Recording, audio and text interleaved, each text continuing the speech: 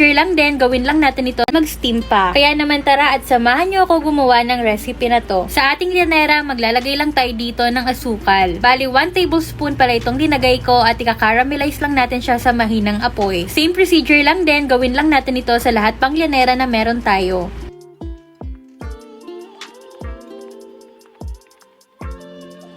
At kapag nga nalagyan na natin lahat ng llanera, ay sunod naman natin gagawin ay ang ating flan mixture. Kailangan lang natin dito ng 3 itlog.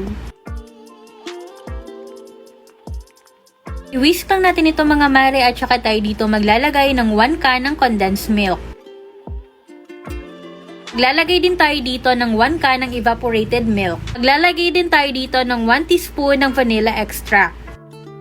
Haluin lang natin ito ng mabuti mga mare at kapag okay na, ay iset aside na muna natin ito.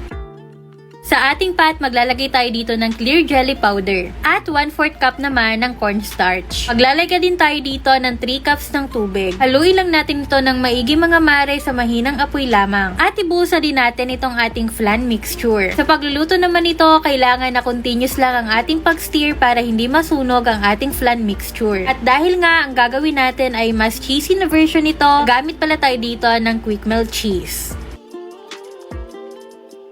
Ngayon naman ay haluin lang natin ito hanggang mag-melt na ang cheese na ating inilagay. At kapag okay na, pwede na natin siyang ilagay dito sa llanera. Dito pala sa llanera mga mare ay gumamit lang ako ng bilog at medium size na llanera. At kung gagawin mo naman itong pang negosyo ay pwede din naman. At promise ko sa inyo na hindi kayo mapapahiya dahil napaka-soft at creamy pa din ito.